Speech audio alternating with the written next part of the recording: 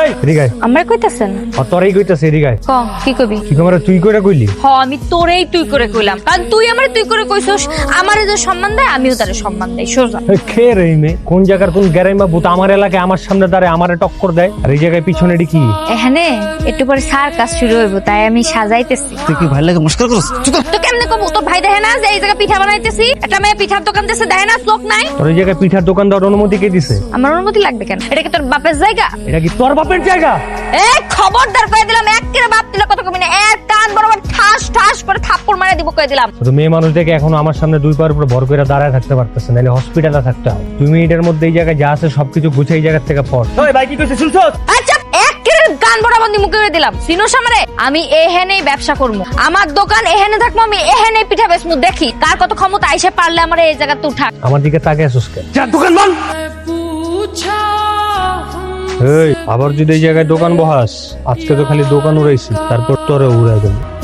তুই আর লোক পাস নাই, খুঁজা খুঁজা সাপের লেজে পা দিছস, এখনই লেজ গুড়াই আন থেকে পালা। আর আমি কি কুত্তা যে সাপের বই লেজ গুটা এনতে পালাবো? আমি এহেনেই ব্যবসা করবো। তোর কোন বাপ আছে? ওরা আবার আইতে কর। আচ্ছা তুই দেখতে গ্রামে সরল মায়ের, তোর কথা বলে এরকম কালাঙ্গির মতো কেন? তোর সবল দেবো, সবল। তোর ভাগ্যটা ভালো যে তোর দোকানের উপরে তো ঝড় গেছে, নাহলে তোর উপরে তো ঝড় যাইতো। তোর ওটা সৎ কথা কই, আর পারমিশন লইয়া চান্দা দে, তোর ভালো করে ব্যবসা করতে। চান্দা দিব আমি? তোর এত শখ থাকলে তুই যে চান্দা দিয়ে ব্যবসা করবে, এই তুলি চান্দা দিয়ে ব্যবসা করবে না। কামটা বাড়াই দিয়ে গেল আমার শালা শয়তান সামরা। দেখতে সুন্দর কিন্তু তুই তোর কথা রস খাস নাই কোনো। কারণ আমার জন্মের সময় তোমার মুখে মতো দেয়নি, কমু কেমনে? যা জমলি যা। তুই যা।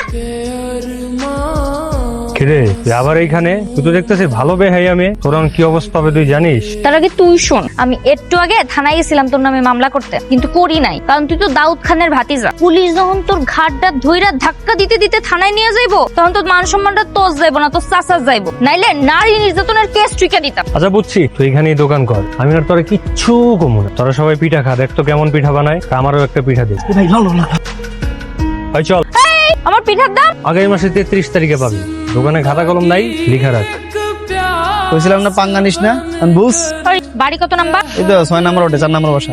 ওর বস আর ও দুইটার কানের নিচে বরাবর লাগাই দিয়ে আসবো আমি। করে তাকায় কি দাওস? মানে ভাবতাছি যে তুই মানুষ না হাঙ্গর মাছ। তুই ভাবতে থাক, আমি আমার কাম সেরে আসি। কিরে মহল্লার খবর কি? ঠিক আছে, সবকিছু ঠিকঠাক আছে, এখন বন্ধু কোনো সমস্যা নেই। চাচা আসসালামু আলাইকুম। ওয়ালাইকুম সালাম। কে তুমি? চাচা আমি তুলি, এই এলাকায় নতুন আইছি। এই এলাকায় একটা পিঠার দোকান দিছি। চাচা একটা সমস্যা হয়েছে, এই এলাকার একটা পাতি মাস্তান গাদা গাদা পিঠে খেয়ে দাম দেয় না। কে করে এসব? কারে তোমার সাহস? হ্যাঁ, আপন এখন থেকে সকাল বিকাল তোমার দোকানের খোঁজ রাখবে, কোনো চিন্তা করো না। যে আচ্ছা চাচা